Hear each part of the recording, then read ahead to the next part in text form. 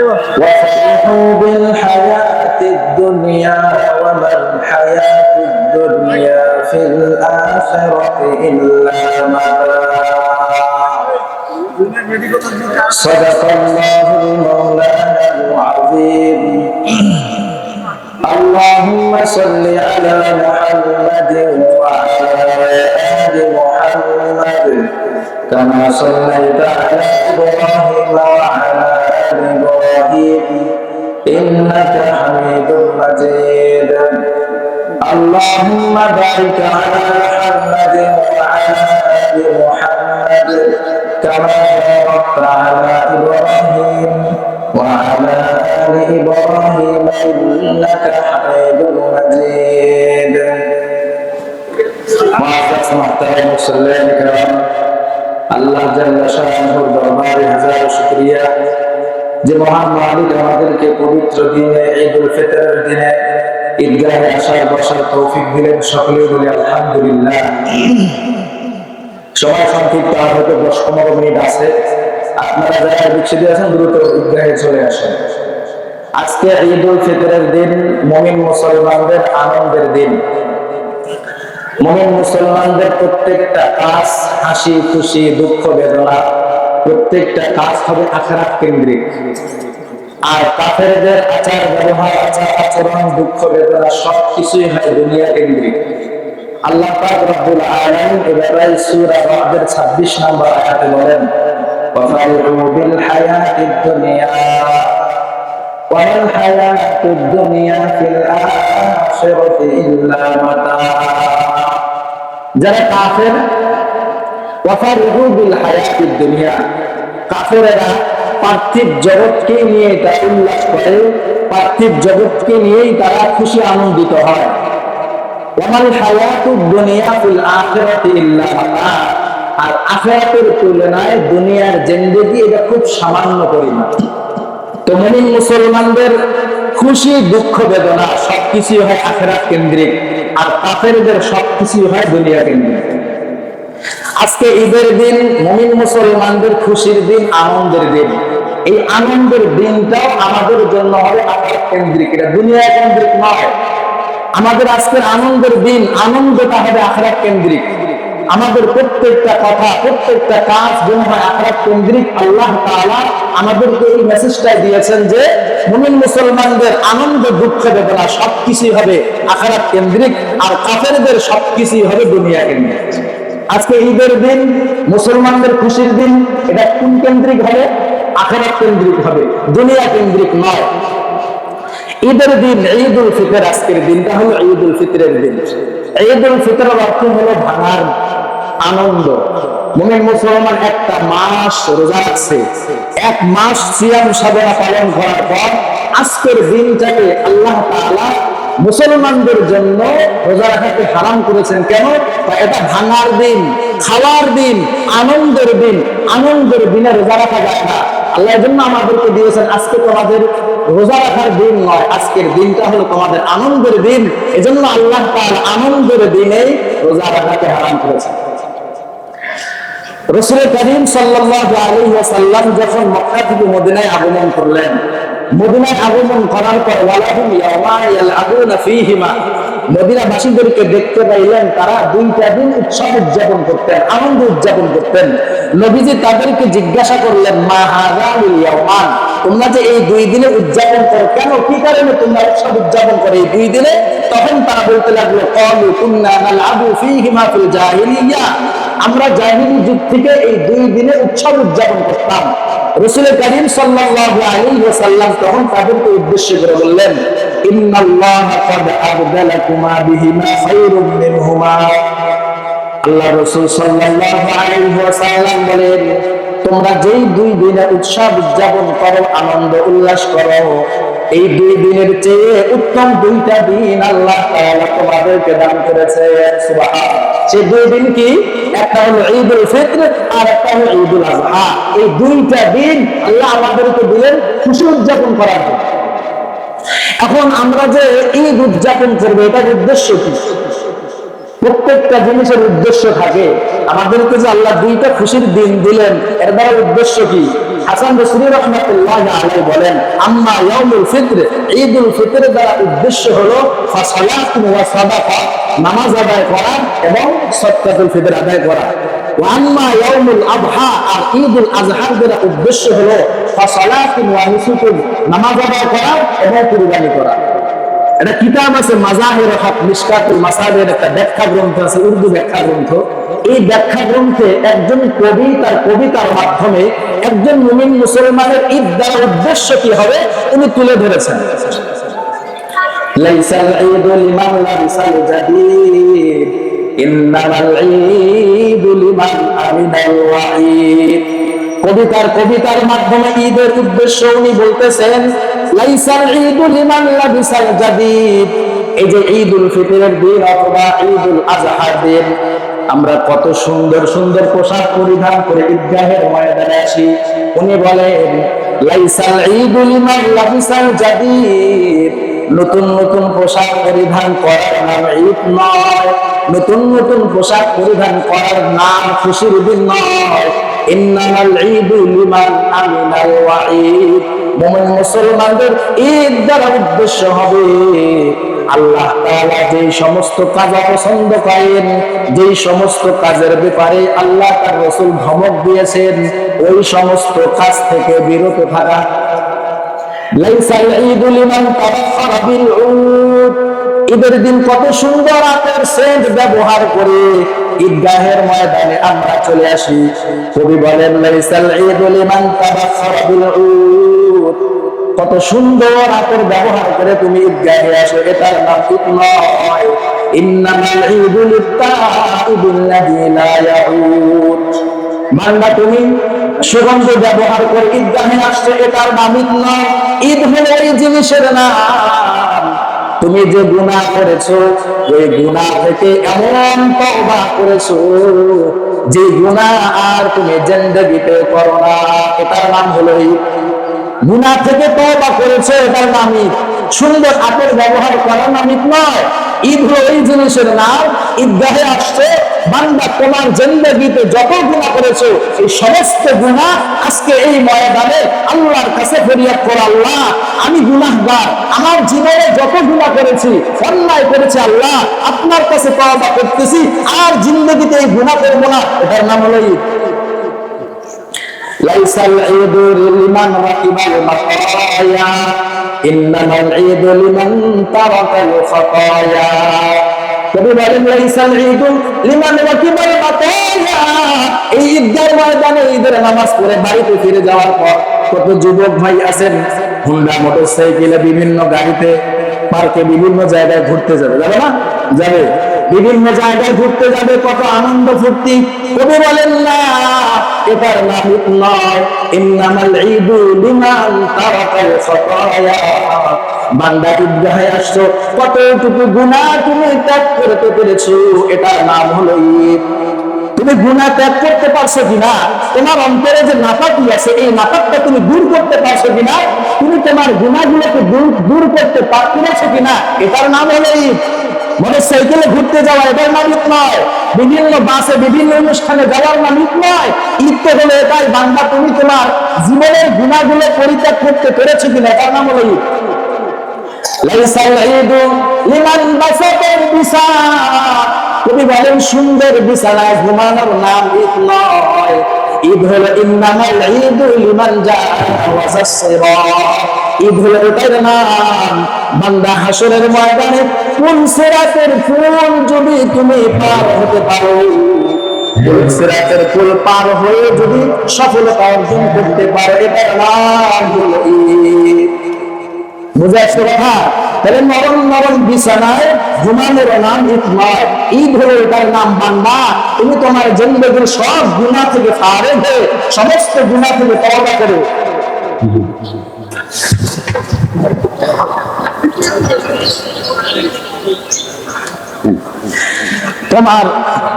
তোমার জীবনের গুনাহগুলো আল্লাহর কাছে তওবা করে মাফ করে যদি নিতে পারো, এটার নাম ঈদ, এটার নাম হলো মুমিন মুসলমানদের খুশির দিন। বুঝে আসছে কথা? সর্বশেষ কথা, সময় সংক্ষিপ্ত, কথা বলারও সুযোগ নেই। সর্বশেষ কথা হলো, আমরা যে ঈদগাহে আসলাম এই ঈদগাহ থেকে যে বাড়ি ফিরে যাব, সব জিনিসের মধ্যে শিক্ষা আছে। এখান থেকে বাড়ি যে ফিরে যাব, আমি এখান থেকে কি শিক্ষা নিলাম? চারটা শিক্ষার কথা মনে রাখবেন। এক নাম্বার, দয়া, ভালোবাসা, সহানুভূতিশীল প্রদর্শনের ক্ষেত্রে মুমিন মুসলমান একটা দেহের মতো। এটাই হলো আজকের ঈদগার ময়দানের শিক্ষা। قال رسول الله صلى الله عليه وسلم ترى المؤمنين في تراحمهم وتوادهم وتوافقهم। আল্লাহর রাসূল বলেন কামাসালিল জাসাদ, আল্লাহর রাসূল বলেন তুমি মুমিনদেরকে দেখতে পাইবা এরা দয়ার ক্ষেত্রে, ভালোবাসার ক্ষেত্রে, সহানুভূতিশীল প্রদর্শনের ক্ষেত্রে প্রত্যেকটা মুসলমান একটা দেহের মতো। প্রত্যেকটা মুসলমান কিসের মতো? একটা দেহের মতো। আজকে ঈদের শিক্ষা হবে, বান্দা তুমি তোমার ভাই, তুমি তোমার পরিবার পরিজন, আত্মীয় স্বজন, প্রতিবেশী সবার ক্ষেত্রে দয়া, ভালোবাসা, সহানুভূতিশীল প্রদর্শনের ক্ষেত্রে একটা দেহের মতো মনে করবা। তোমার কোনো ভাই যেন যদি অসুস্থ থাকে তার সেবা সুস্থতা করা, তার দেখাশোনা করা, তার খোঁজ খবর নেওয়া।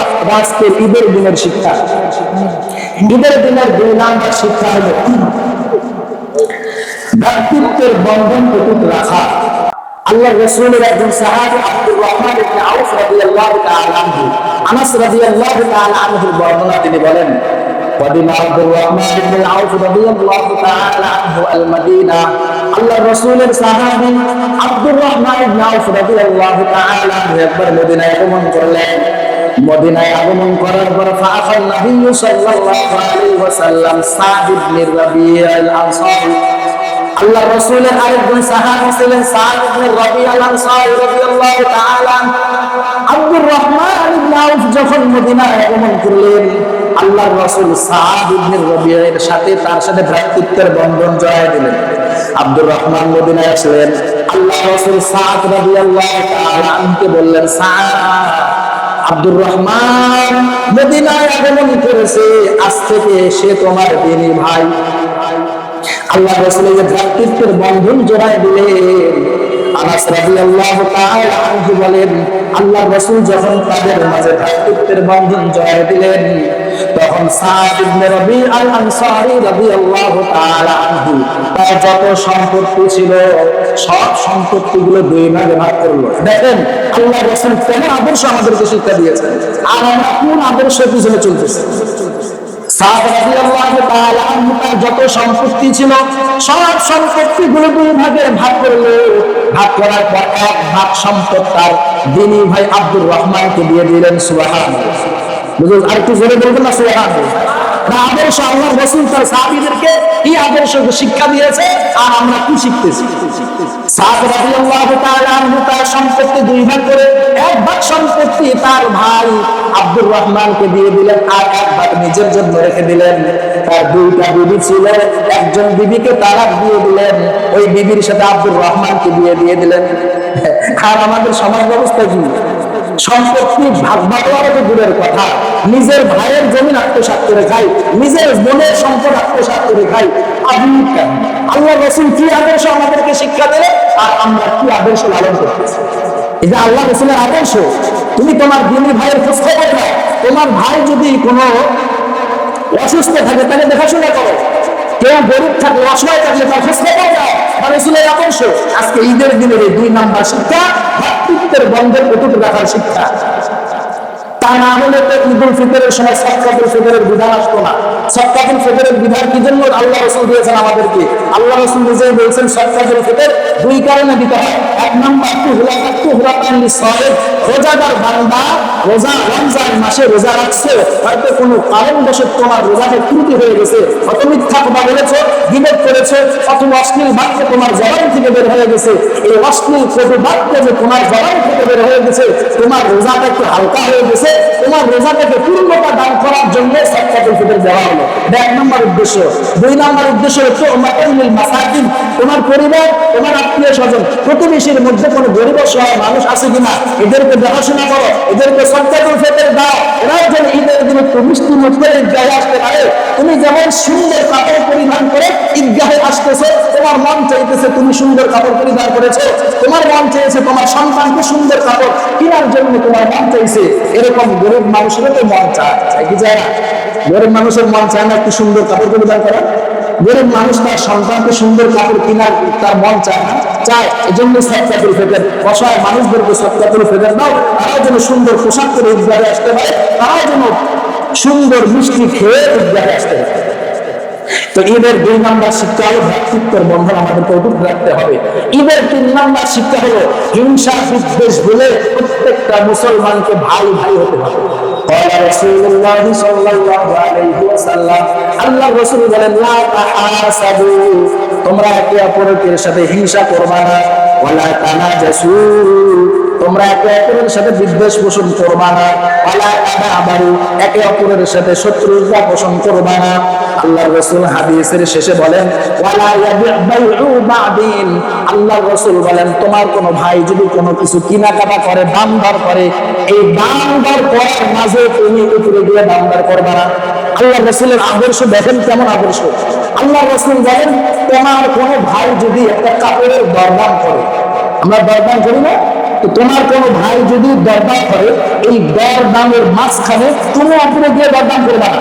তোমার ভাইয়ের হয়তো কাপড়টা পছন্দ হতে পারে, সে নিতে পারে, তুমি উপরে গিয়ে দরদাম করলা কেন? এজন্য এটা করা যাবে না। কেউ যদি কোনো জিনিসের দরদাম করে, এর মাঝখানে দরদাম করা যাবে না। বুঝে আসলে কথা? এটা আল্লাহ রাসূলের আদর্শ শিক্ষা। আল্লাহ রাসূল হাদিসের শেষে বলে, ওয়াকুনু ইবাদাল্লাহি ইখওয়ানা, তোমরা ভাই ভাই হয়ে থাকো, শত্রু হয়ে থাকো না, শত্রুতা পোষণ করে তোমরা বসবাস করিও না, তোমরা একে অপরকে ভাই ভাই মনে করে পরিবারে এবং সমাজে তোমরা বসবাস করো। আর আমাদের অবস্থাটা কি? একজন অপরের সাথে শত্রুতা লেগে গেছে। শুধু প্রতিবেশী নয়, আমার আপন ভাইয়ের সাথে বছর পর বছর চলে যাচ্ছে, আপন ভাইয়ের সাথে আজকে পর্যন্ত কোনো খবর নাই। আরে আজকে ঈদের দিন, আনন্দের দিন, আমি আনন্দ উদযাপন করতেছি, আমার ভাইয়ের সন্তান আদি ওরা উদযাপন করতে পারতেছি কিনা? আমার পরিবারের, আমার প্রতিবেশীর কোনো ভাই অসুস্থ আছে কিনা?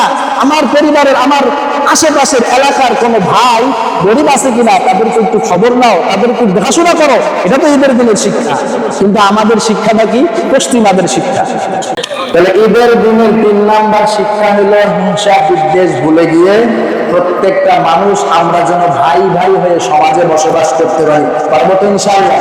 শুধু ঈদগাহে আসলাম, ঈদের নামাজ পড়ে চলে গেলাম, ঈদের দিনের শিক্ষাটা কি এটা নিলাম না, তো ঈদগাহে আসে লাভ কি হলো? ঈদের দিনের 3 নাম্বার শিক্ষা হলো প্রত্যেকটা মুমিন মুসলমান আমরা যেন সমাজে হিংসা বিদ্বেষ ভুলে ভাই ভাই হয়ে সমাজে বসবাস করতে পারি। এই মন মানসিকতা আমাদের সকলের আছে তো ইনশাআল্লাহ? আছে ইনশাআল্লাহ? আল্লাহ আমাদের সকলকে আমল করার তৌফিক দান করুন। ঈদের দিনের 4 নাম্বার শিক্ষাটা শেষ। ঈদের দিনের 4 নাম্বার শিক্ষা হলো জিন্দেগির সমস্ত গুনাহ থেকে আল্লাহর কাছে তওবা করে গুনাহমুক্ত জীবন নিয়ে ঈদগাহ থেকে বাড়ি ফিরে যাওয়া। পারবো না ইনশাআল্লাহ? তওবা করতে কি টাকা লাগে? যে তোমাকে তওবা করতে হলে 1 লক্ষ টাকা দিতে হবে, টাকা লাগে? 100 টাকা লাগে? 10 টাকা? না, আল্লাহর কাছে তওবা করলে কোনো টাকা লাগে না। আমাদের মালিক এমন একজন মালিক, বান্দা তোমার বয়স ছিল 65 বছর, তোমার হায়াত পেয়েছো তুমি 60-70 বছর, এই 70 বছরের জিন্দেগিতে তোমার পুরো জিন্দেগিটা নাপাক, তোমার পুরো জিন্দেগিটা গুনাহে ভরপুর। বান্দা তুমি আসো, আল্লাহর কুদরতি পায়ে সিজদা দাও, 2 ফোঁটা চোখের পানি ফেলাও, আল্লাহর কাছে আল্লাহর কাছে কান্নাকাটি করো, আল্লাহ জীবনে ভুল করে ফেলেছে, মাফ করে দাও। এই মাফ করে দাও এই কথা বলা যতটুকু সময় লাগে, এর আগে আল্লাহ বান্দার জিন্দেগি সব মাফ করে দিবেন। এজন্যই আল্লাহর রাসূল বলেন ঈদের দিন যখন বান্দা ঈদগাহে আসে, আল্লাহ তাআলা তখন ফেরেশতাদেরকে ডাক দেয়, ফেরেশতাদেরকে বলতে থাকে, ফেরেশতার দল তোমরা কি আমাদের একটা প্রশ্নের জবাব দিবা? বলে তো কোন শ্রমিক? সর্বশেষ কথাটা একটু মনোযোগ দেন, যেটা আজকে ঈদের দিনের সর্বশেষ শিক্ষা। ঈদগাহে আসছি আমরা গুনাহমুক্ত জীবন নিয়ে যেন এখান থেকে ফিরতে পারি। আল্লাহর রাসূল বলেন আল্লাহ তাআলা ফেরেশতাদেরকে ঈদের দিনে ডাক দেন, ফেরেশতাদেরকে ডাক দিয়ে ফেরেশতাদেরকে বলে, ফেরেশতারা তোমরা কি আমাকে একটা প্রশ্নের জবাব দিবা? প্রশ্নটা হলো, কোন শ্রমিক যদি তার কাজ সুন্দরভাবে সমাপ্ত করে, বলে তো তার পারিশ্রমিক কি হতে পারে? ফেরেশতারা তখন জবাব দেন, আল্লাহ, যে শ্রমিক তার কাজ সম্পূর্ণভাবে সম্পাদন করে ওই শ্রমিকের পারিশ্রমিককে পরিপূর্ণরূপে দিতে হয়। কি বলে দিতে হয়? আপনি যদি কোনো লোককে ভাড়া নেন, কাজ করান,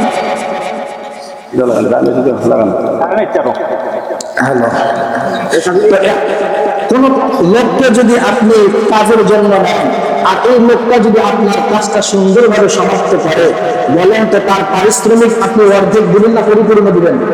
পরিপূর্ণ দিবেন। আল্লাহ তাআলা ফেরেশতাদেরকে ডাক দিয়ে বলে তাদের পারিশ্রমিক কি হবে? ফেরেশতারা বললে তাদের পারিশ্রমিককে পরিপূর্ণ রূপে দিতে হয়। আল্লাহ তাআলা তখন তার নিজের বরত্ব আর ইজ্জত আর সম্মানের কসম নিয়ে আল্লাহ তাআলা ফেরেশতাদের সামনে বক্তব্য উপস্থাপন করতেছেন, ফেরেশতারা আজকে ঈদের দিন আমি আমার বরত্বের শপথ করে বলছি, আমি আমার ইজ্জতের শপথ করে বলছি, আমি আমার সুমহান ইজ্জতের শপথ করে বলছি, আমার বান্দা আজকের দিনে যেই দোয়া আমার কাছে করবে আমি আমার বান্দার দোয়াকে কবুল করব। শুধু দোয়াই কবুল করব না, আমার বান্দার জিন্দেগির সব গুনাহগুলো মাফ করে দিব। শুধু সব গুনাহ মাফ করে নয়, বরং আমার বান্দার জিন্দেগির সব গুনাহগুলো মুক্তি দ্বারা পরিপূর্ণ করে দিব। এমন মহান মালিকের গোলাম, এমন মহান মালিকের গোলাম মনে করে আপনারা সন্তুষ্ট না যায়? এরকম মালিক কি পৃথিবীতে পাবেন? পাবেন না। বান্দা যদি শ্রমিক যদি একটু কাজে ভুল করে, কত বকাবকি করে, কিন্তু আমাদের মালিক তো এমন নয়। মালিকের কাছে যত চাবেন তত দিবেন। বাবার কাছে 2 বার চাবেন, বাবা রাগ হয়ে যাবে। মায়ের কাছে 2 বার চাবেন, মা রাগ হয়ে যাবে। বাবার কাছে দাদির কাছে চাবেন, বাবা দাদি রাগ হয়ে যাবে। কিন্তু আপনার আমার মালিক এমন একজন মহান মালিক, এই মালিকের কাছে যত চাবেন তত আল্লাহ বেশি খুশি হয়। আর আল্লাহর কাছে না চাইলে আল্লাহ রাগ করে যে বান্দা কেমন বান্দা আমার কাছে চায় না। আর যে বান্দা আল্লাহর কাছে যত বেশি চায় আল্লাহ বলে এটা আমার প্রিয় বান্দা। সুবহানাল্লাহ। তো আজকের দিনের 4th নাম্বার শিক্ষা হলো আল্লাহর কাছে আজকে একেবারে কায় মনে আল্লাহর কাছে তওবা করে জিন্দেগীর সব গুনাহ মাফ করে নিয়ে এখান থেকে ফিরবো। পারবো তো ইনশাআল্লাহ? আমরা তো নাদান, আমরা তো গুনাহগার, আমাদের জীবনটাই তো গুনাহ দ্বারা ভরপুর। আল্লাহর রাসূল বলেন, আবু হুরায়রা রাদিয়াল্লাহু তাআলা আনহুর বর্ণনা তিনি বলেন, সামি'তু রাসূলুল্লাহ সাল্লাল্লাহু আলাইহি ওয়াসাল্লাম ইয়াকুল, আমি আল্লাহর রাসূলকে বলতে শুনেছি, আল্লাহর রাসূল বলেন, ওয়াল্লাহি ইন্নী লা আস্তাগফিরুল্লাহ ওয়া আতুবু ইলাইহি ফিল ইয়াওমি আকসারা মিন 70 মাররা। আল্লাহর রাসূল বলেন, আমি আল্লাহর রাসূল আল্লাহর শপথ করে বলছি, আমি দৈনন্দিন প্রত্যেকটা দিন আল্লাহর কাছে 70 বারের চাইতে বেশি ইস্তেগফার করি, 70 বারের চাইতে বেশি আল্লাহর কাছে তওবা করি। যেই নবীর জিন্দেগিতে কোনো গুনাহ নাই, মাসুম, যেই নবীর কোনো গুনাহ নাই, এই নবী যদি প্রত্যেকটা দিন 70 বারের চাইতে বেশি আল মালিকের কাছে তওবা করতে পারে, যেই নবীর জিন্দেগিতে কোনো গুনাহ নাই, এই নবী যদি আল্লাহর কাছে 70 বারের চেয়ে বেশি ইস্তেগফার করতে পারে, আমি আপনি কিভাবে নিশ্চিত হলাম যে আমার জীবনের কোনো গুনাহ নাই? যে নবীর গুনাহ নাই সেই নবী যদি এত বেশি তওবা করতে পারে, তা আমাদের কত বেশি তওবা করা দরকার। তো 4 নাম্বার শিক্ষা হলো আজকে ঈদের দিন আমরা এখান থেকে একনিষ্ঠভাবে আল্লাহর কাছে তওবা করে জিন্দেগির সব গুনাহগুলো মাফ করে নিয়ে চোখের পানি ঝরে মা বাবার জন্য ক্ষমা নিয়ে এখান থেকে ফিরবো। পারবো তো ইনশাআল্লাহ? আল্লাহ আমাদের সকলকে আমল করার তৌফিক দান করুন।